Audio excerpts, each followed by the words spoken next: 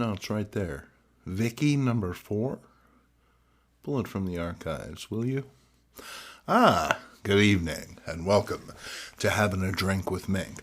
I'm your host, Jason Mink, and I was just enjoying this issue of the comic book marketplace. This is number 77, and this came to us in April of 2000. Oh, and it was a good year, wasn't it? For the first time, the complete Atlas Seaboard gallery. Now, you know me, I'm a nut for those Atlas Seaboard comics, and this magazine, well, it goes really in depth. There you have Howard Chaykin's The Scorpion. Some wonderful artwork right there. We have a breakdown of different strips that appeared. Some of my favorites. And then this fantastic color cover gallery, which shows you every issue that Atlas produced. Now, with the advent of the internet, we felt that we didn't really need these magazines anymore, but I've discovered that they become more valuable than ever as a source of information and just entertainment. Something like the comic book marketplace can be picked up for, well, just about what you paid for it. And for $6, you get all sorts of wonderful information, some beautiful covers to look at. You can't really beat it when it comes right down to it. Stick with print media. This is Graphic Story Magazine number 16. For $1.50, you got yourself a remarkable interview with one of my favorite artists, Howard Nostrand. And you get this wall of text. Absolutely. And as you know, if you follow the channel, well, I had some eye surgery, and this is still too small for me to read. It's incredibly frustrating because I'm all about Howard Nostrand. However, I can still enjoy the photographs. Now, Howard was known for taking his own reference images, and here he is with some lovely female accomplices, taking some shots that he would later use in his artwork. And then there's lots of good stuff on the inside. I assume, because I can't read it, but I can tell when you got this much information, well, there's certainly something in there worth gleaming. You betcha. Then on the back, well, how about that? A little blue-green planet, kind of like the one that we're currently on. Well, most of us, anyway. I hope you have a nice beverage on hand. I know that I do. I know we jumped right into it, but, you know, it's late, and I wanted to knock one of these off because, well, hey, I missed you. It's great to see you. I hope you're feeling good. I hope you're feeling just a little bit weird. Now, I've been a huge fan of Myron Fass ever since I discovered the man and his work, and when I discovered this facsimile copy of the first issue of Weird, well, I knew that I had to have it. I mean, I certainly wasn't going to end up with an original, gosh knows, but this is a incredibly faithful reproduction of that first magazine, which brought us the Frankenstein story brought to life. Very striking Carl Burgos artwork. And then you have The Coward's Curse. How about that? A little bit of headlamp artwork for you aficionados out there. And then I really appreciated this one. It puts you in the mind of those gingerbread men that are so popular this time of year. It's a deadly pickup. Speaking of janky eyes and the difficulties that ensue, the terror of Akbar sees an odious anthropologist and his secretary receive a strange parcel. It's the 5,000-year-old peepers of Akbar, and their mummified corpse in the other room is incomplete without them. How Akbar lost his eyes is never made clear, but their sudden presence is enough to revive the long-slumbering fiend. He bursts free of his coffin and retrieves his eyes, popping them back in his head, and then going on a little walk. This does not go unnoticed, and, startled by a policeman's whistle, Aki runs down into the subway. His desiccated tendons, unused to the strain, give way, and he falls, his eyes popping out of his head only to vanish under the wheels of an oncoming train. Some days it's just not worth getting out of the coffin. And the funny thing is, I'm not really sure who produced these things. There's really no information in them as far as I can find, and I bought them secondhand, so it's kind of frustrating. This is issue number 1, and then we jump right to issue number 11. But, well, hey, what a jump, huh? And then on the inside, we have nothing less than the Web of the Widow. Don't like spiders? Who does, really? Yeah, fine. They eat other bugs, but stay out of my line of vision. And especially, don't kill my girlfriend. She's got enough problems, what with her home being full of oversized Starlight mints. And when it comes down to it, they say that guys are overly handsy. But, well, she's got 8 of them, so I think an argument can be made that, both sides are guilty. And check her out here, doing her best Caesar Romero. I think I can see her mustache under the makeup. Fantastic stuff. But, some of you might be saying, all right, Mink, that's fine for black and white magazines, but what about the 4-color magic? And we have it right here in the form of Avengers number 45. Oh, no. My little cardboard indicator fell out of the magazine. What will I do? It's a blitzkrieg in Central Park. This issue features one of the Avengers' most visually compelling villains in the form of the Super Adaptoid, whose ability to absorb the hero's powers is expressed by taking on aspects of their physical appearance. Not sure why he's green, but hey, whatever works. The public is turned out for a celebration in the assembler's honor, but there's always that one guy who's got to spoil everything. Hank and his Goliath guys tackles the Adaptoid solo before remembering, hey, he's here for Captain America, not me. And in the end, it takes the might of the entire team to win the day. Moving on, and it's Captain Marvel, number 6. And I know a lot of you will join me in this particular sentiment. I love this costume. Yes, I do. I can't say that I know a lot about the stories of this era because I missed them the first time around, and unlike Spider-Man or the Avengers, they weren't reprinted ad nauseum. But I have been able to track a lot of them down. The first few sans covers, but like I always say, I just want to read them. For all that, the covers here are quite nice. Colorful, period-appropriate imagery that you don't see trotted out on every cheap piece of modern merch. Probably because it would confuse a lot of people. When did Leslie Nielsen become Captain Marvel? Now there's an MCU movie that would put asses in the seats. And then it's the Hulk. I really enjoy picking these up. I can't say that I'm the biggest Hulk fan, but when it comes to Hulk comics, well, you know what you're getting. Absolutely, especially Hulk comics from this era. They were incredibly consistent and entertaining and featuring one of my all-time favorite Marvel villains, no less than the Abomination.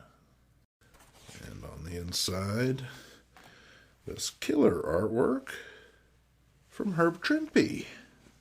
And then, in a precursor of things to come, he's half man, half machine, and all short pants, apparently. And this is quite the striking image, especially for its time. Pretty sure that's what the new iPhone is going to look like.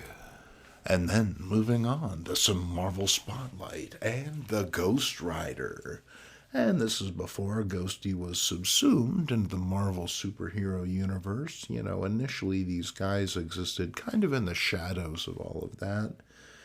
Is he dead or alive? Into the jaws of death. And on the inside, Stan Lee himself signs off on The Coming of the Witch Woman. I love that song. And this is a story, a mélange, if you will, featuring Native Americans and motorcycles and all sorts of mayhem taking place in a hospital. There's old Skullhead freaking the people out on the highway. And I like this panel. I thought it was especially notable because, well, you don't see Ghost Rider's pupils all that often, but it makes for a compelling image. Circling back to the Avengers and Marvel Super Action was always my go-to title as a kid. As in, when I had the chance to buy a comic, I'd skip the new stuff and go straight to this, or Marvel Tales. Those older stories just hit different, as your nephew might say, and I was unaware of the historical nature of many of the issues reprinted. Here, a seemingly legless Ultron plots against his foes, and then, whoa, hold on, up, he's got legs, big, crazy legs. He actually looks a bit like Bender, which makes him even more frightening. Oh, and here's Hank, who's been hypnotized into thinking that he's someone else. No wonder this guy developed identity problems, huh? And then it's a Marvel team-up, and I knew I had to have this one when I saw it because it's the first appearance of Stegron, the dinosaur man. You know him, you love him. Or if you don't, you will by the time this video is over. It's a slaughter in the savage land. And on the inside we see Spidey entering the savage land in his own inimitable fashion. And that's what I really love about the original Spider-Man. You know, I know that, well, there are a whole lot of them running around right now, but Peter Parker, he found ways of making the few powers and abilities that he had go a long way. He didn't count on camouflage costumes and, programs built into his helmet, extra arms and crap like that. The guy would make himself a parachute out of webs when it came right down to it, and it served him quite well. And he finds himself smack dab in the middle of the savage land, and while you're there, well, of course, you're going to run into Kazar and Zabu. And if Kazar and Zabu are there, well, the swamp people can't be far behind, can they? And our heroes are drawn into a conflict. Spidey takes a club upside the head. Ooh, that's gotta hoit! Even if you had spider powers, I'm thinking your brains can only be so scrambled. And then when they wake up, there they are in front of the tomb of the, I don't know what the heck the thing is. It looks more like a snake, but he's supposed to be a dinosaur, so you tell me. I can't read it at the moment. But it's not looking too good for our heroes.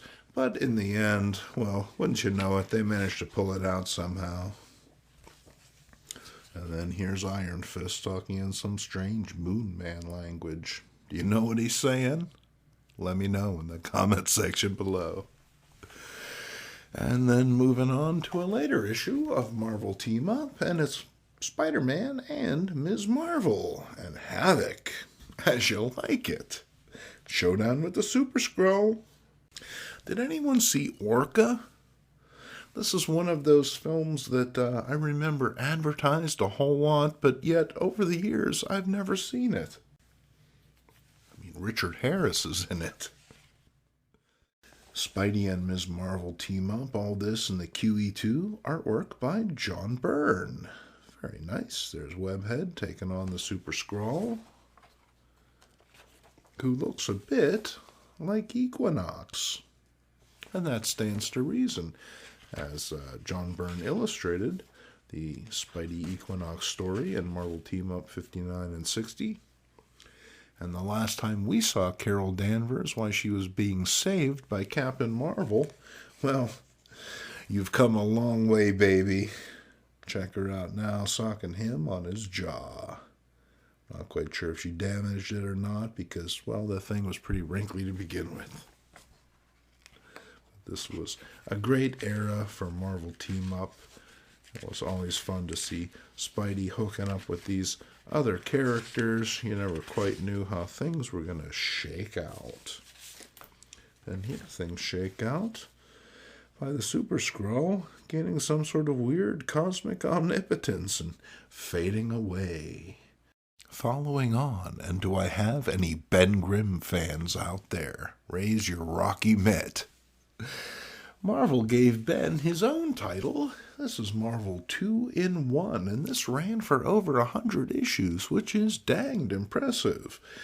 And it was no doubt helped by the fact that Ben had all sorts of interesting co-stars, in this case, Daredevil and The Vision. Not only that, Hammerin' Hank makes another appearance, although he's gonna wish that he hadn't. Under the sway of the Thinker, a mind-controlled thing, and Daredevil show up at Avengers Mansion to collect the Vision, and Pym's face ends up collateral damage.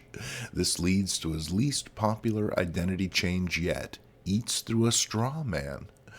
Hope the Avengers have a good dental plan.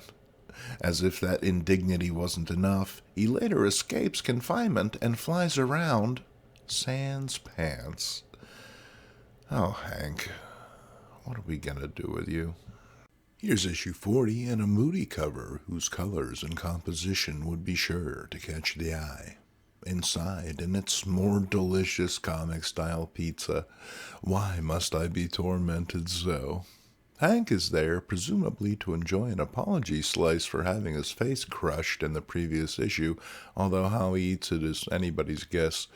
Not so with this kid, who obviously knows a good thing when he sees it. And then there's one more issue of Marvel 2-in-1. It's The Thing and the Scarlet Witch and the Serpent Crown affair. Back in the good old days when your superheroines could be built like Christy Canyon. On the inside, Ben and his pal, the Stingray, are running around trying to track down the bad guy. And out there on the rain-lashed streets, they encounter no less than the Scarlet Witch, who leads them to the compound of the evil villain of the piece. And you know he's evil because he's wearing the serpent crown. His eyes are all red. He's surrounded by all these green guys. Yeah. Bad news. And then here's an issue of Sensation Comics. Which issue? Well, I'm going to have to tell you down here because I lost the piece of paper that told me. As you can see, it doesn't have a cover, but The Adventures of Little Boy Blue. And here's a character DC doesn't do much with. Where's this guy's movie already? Perhaps more compelling are these vintage ads for other titles on the stands at the time, like The Flash, All-Star Comics, and Green Lantern. What a time to be alive, huh? And then how about a couple undergrounds coming at you? I'm a big aficionado of Rand Holmes' artwork, and here he delivers a very Wallywood-esque sci-fi cover. On the back is the sort of snarky echo humor that was so often found in these mags, back before that all became so insufferable. On the inside is an illustration by no less than Gilbert Shelton of Freak Brothers fame, providing a haunting look at public transportation. In Last Gasp, a pair of creators turn in their latest work, only to note a change in their editor. And while they laugh it off and move on, back in the office we witness a startling exchange between the editor and some hideous extra-dimensional being who are using the medium of comics to brainwash the unwitting. Here's more Rand Holmes sci-fi in the form of Slow Death number 6. It's a first printing.